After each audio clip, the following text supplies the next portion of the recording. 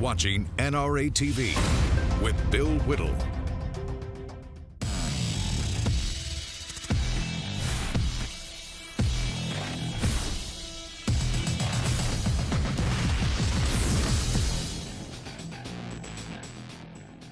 Hi, everybody, live from Los Angeles, California. I'm Bill Whittle, and this is the Hot Mike Show. Hot Mike can't be with us today. He last night he got a chance to meet up with his old high school sweetheart who he hadn't seen in a long time, and apparently they spent the night together. So Mike is in the hospital with a case of acute cooties, and we are all praying for a speedy recovery, as I know you are at home. Today I want to talk about how much Hollywood loves Donald Trump, and it's true. I'm not just saying that. Underground Hollywood, obviously, but the conservatives in Hollywood, those scattered few of us out here, are in love with the man, and for a number of reasons, which we'll get to in just a moment.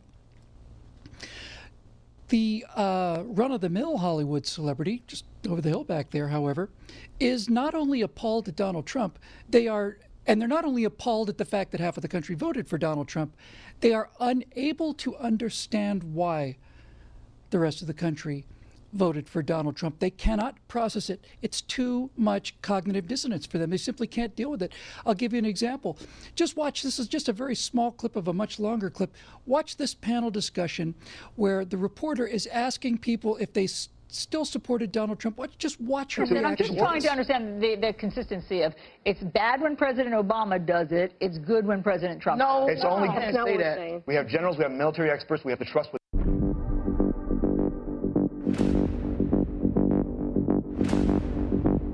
I understand. I'm just trying to understand the consistency of it's bad when President Obama does it. It's good when President Trump does it. It's only can't say that. We have generals, we have military experts, we have to trust what they say. They know what. And if they're telling us this is the best thing, our president, the right way. We're behind all of. Okay, North Korea.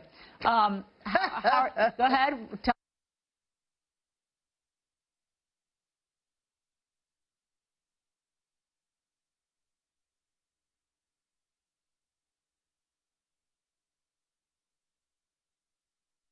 I'm just trying to understand the consistency of it's bad when President Obama does it. It's good when President Trump does it. It's only can't say that. We have generals, we have military experts, we have to trust what they say. They know what. And if they're telling us this is the best thing, our president, the right way. We're behind all of. Okay, North Korea.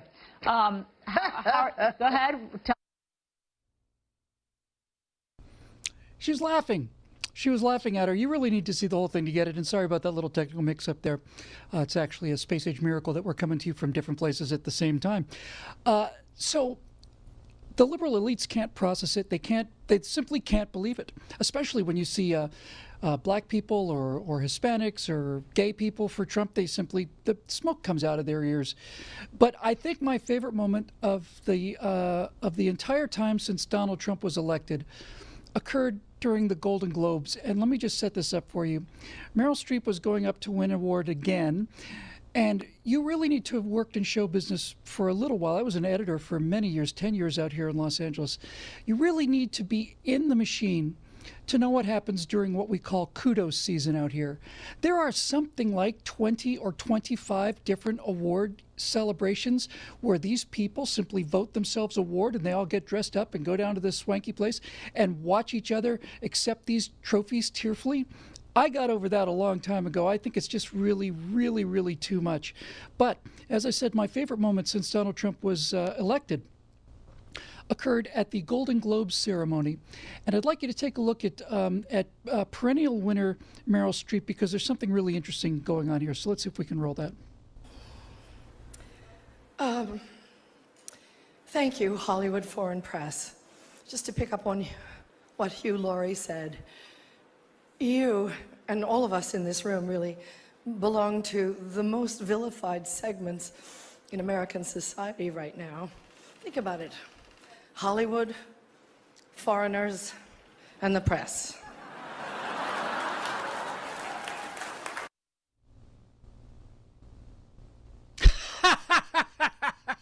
That makes my day. You know why I find that so interesting and so amusing? I'll tell you why. Meryl Streep is a fine actress. She's one of the best actresses that ever lived. But I don't think she was acting there. I think she was genuinely choked up. In fact, I know she was genuinely choked up.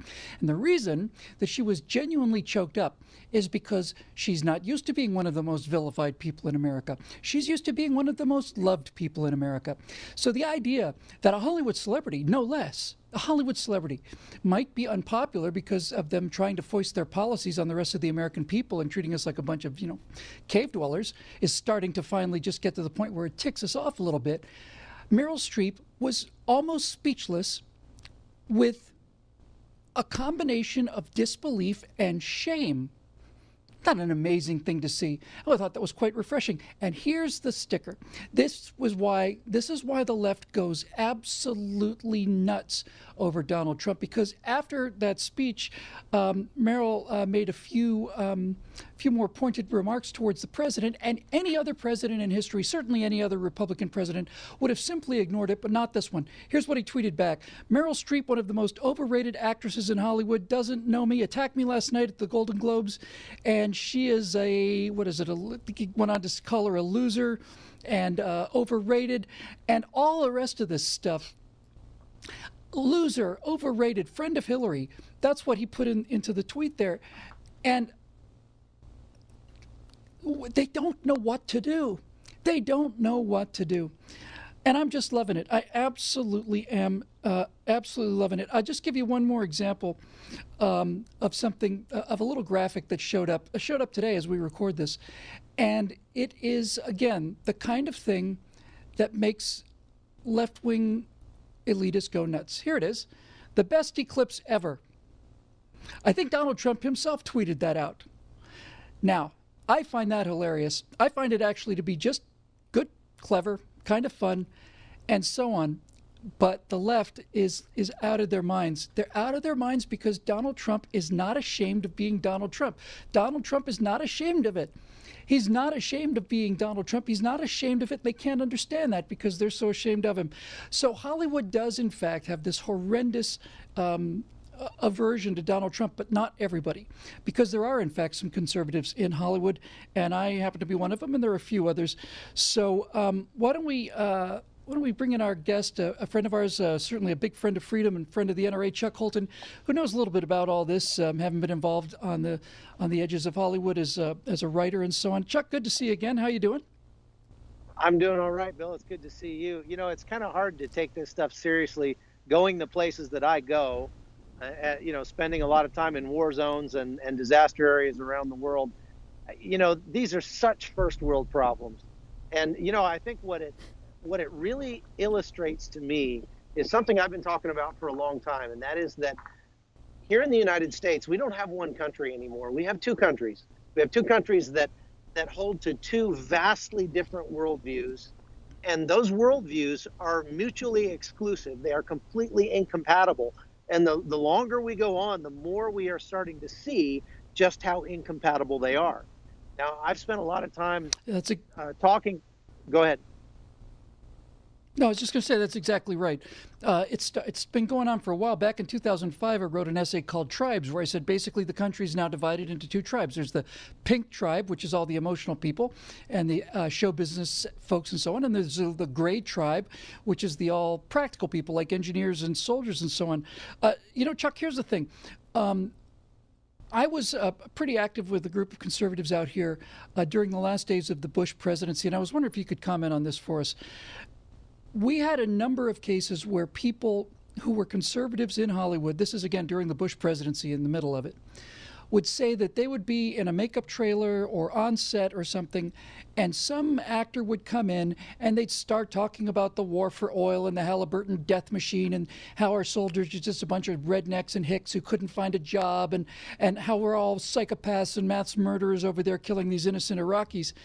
And people had to look at their feet. They had to look at their shoes. We even had soldiers who were out of combat, retired from the service, trying to get a career as actors in Hollywood, and had to portray themselves as psychopaths and murderers. And they had a choice, Chuck. They had to either swallow it or not work in that business again. Yeah, and I think you're seeing more and more of that, Bill. Again, it just illustrates that divide between the two worldviews, and it proves that they are not compatible. They are not. It's very difficult for us to live in the same country with these people because their worldview is absolutely hostile, toxic to conservatism, and ours is to theirs. And I think if you boil it down, Bill, what it comes down to is that they really believe that there is no such thing as objective truth. Like, you cannot say that this is right and this is wrong, no matter what you think about it. Certain things are right and certain things are wrong. To them, everything's opinion. And that's one of the reasons they get so angry when we talk about the clenched fist of truth, because they don't have a clenched fist of truth. They have a clenched fist of opinion. And when we talk about we're going to beat you with the clenched fist of truth, they get very offended. They don't even understand that, because the concept of truth to them is something that's completely foreign.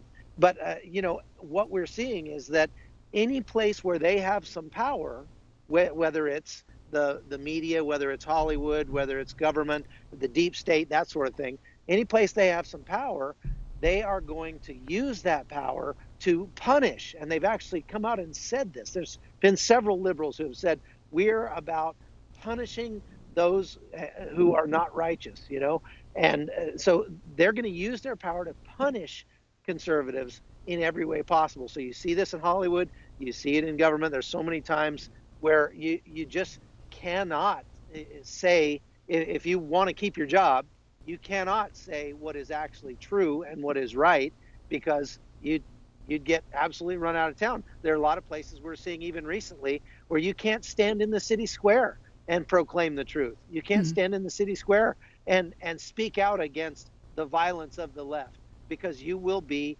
attacked. You will be assaulted physically. And I think, unfortunately, we're just going to see more and more of this because these two countries that live here in America are really not going to be reconciled unless we can find some way to stop that. Because the left's arguments, this whole argument of white privilege, for example, it's not an argument. It's just a way of shutting down an argument. It's a way of shutting down the discourse in the marketplace of ideas. What you say doesn't matter because you're a white male. Okay, so you don't even get to come to the table with your opinion, with your version of truth, what you believe to be true, because you're a cis white male. So forget it. You just step aside and shut up.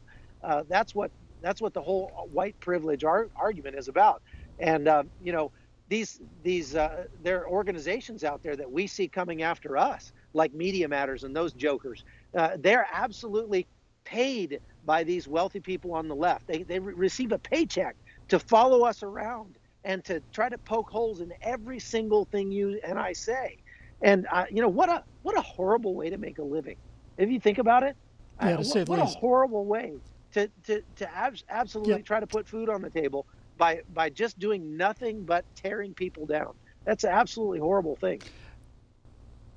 Chuck, it absolutely is. Let me tell you a true story, and I certainly want to tell this true story to our audience.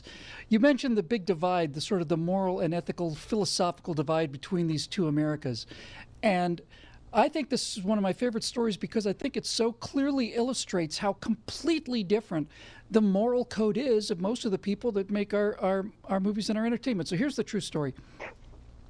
They made a movie in 2007 called The Kingdom, and it was about a group of Americans who are American soldiers who go to Saudi Arabia to find the terrorist perpetrators of a bombing of a barracks and so on that killed American citizens. Mm-hmm. And the director of this film was a foreigner. And basically what he did in The Kingdom was he presented a very nuanced and very fair and balanced look at the position of the terrorists. And at the end of the movie, now this is where it gets great, at the end of the movie, the American soldiers burst into the room where all these terrorists are, who we see are real people just like us. And they begin opening fire and killing all of them. And he showed this to a test audience. And when he showed the American soldiers bursting in and shooting these terrorists, the room erupted into applause and cheers, and the director was mortified. He really was. He almost stood up and said, no, you're not supposed to applaud at this. This is a horrible misunderstanding. This is the entire tragedy. The idea that a guy could make a movie about terrorists and have American people react to American soldiers killing terrorists as if it was some kind of a debatable crime. I mean, my God, man, what else do you need to know about the philosophy of the people that make movies out there? Well, what it shows is that they agree in some sense with the terrorists in that they hate the concept of America. They hate the liberties that we have. They, they absolutely hate the American military, and they don't see them as heroes. But also, you have to understand, Bill, I mean, I almost can't watch these kind of movies anymore because they almost never get it right. One of the things they just don't show is all the time that our troops spend facing their mortality on a daily basis, spending time lonely, away from their families, in very Spartan and miserable conditions. Let me tell you a story. In 2008, I went to Afghanistan for the first time, and I spent about a month there. And we went out with the Marines in Helmand Province, down in the south. And we went out to a place called it was a combat outpost in south of Lashkar. It took us about 16 hours to get there. That's riding in the back of a 7-ton truck that's open to the sun. It was about 116 degrees. This moon dust was just coating everything, all our gear, our faces, everything. You're just completely covered with this dust. And but it actually rained a little bit on the way out there. It was literally raining mud at one point. It's the only time I've ever seen that in my whole life. We get out to this combat outpost. These Marines have been out there for 7 months. They have not had so much as a shower in 7 months. They haven't had hot meals. They haven't had they don't have a tent to sleep in. They're sleeping on the ground for 7 months.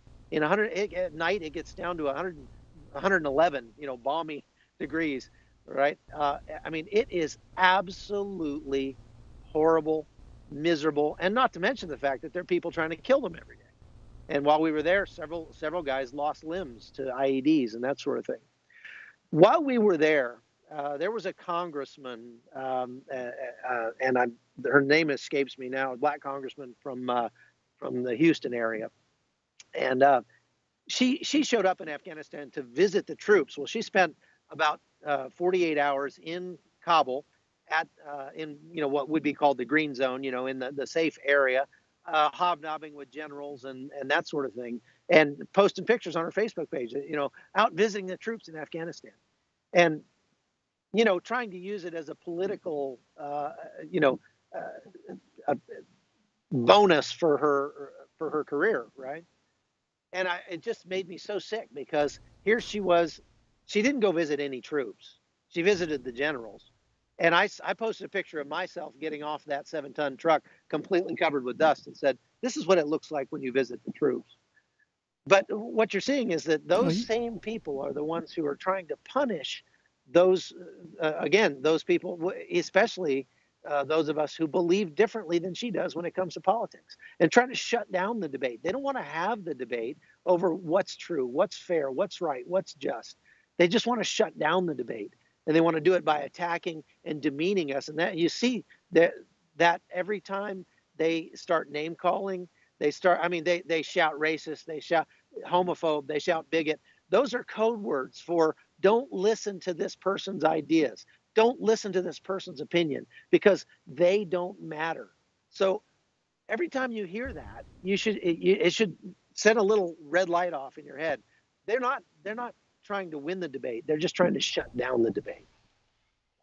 Yeah, that's exactly right.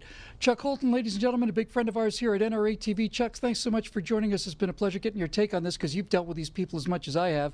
When we come back after a quick break, we're going to be looking at some quotes from actual conservatives in Hollywood talking about what it's like to live out here under the big giant red eye of Mordor. I'm Bill Whittle. This is the Hot Mic Show, and we'll be right back on NRATV.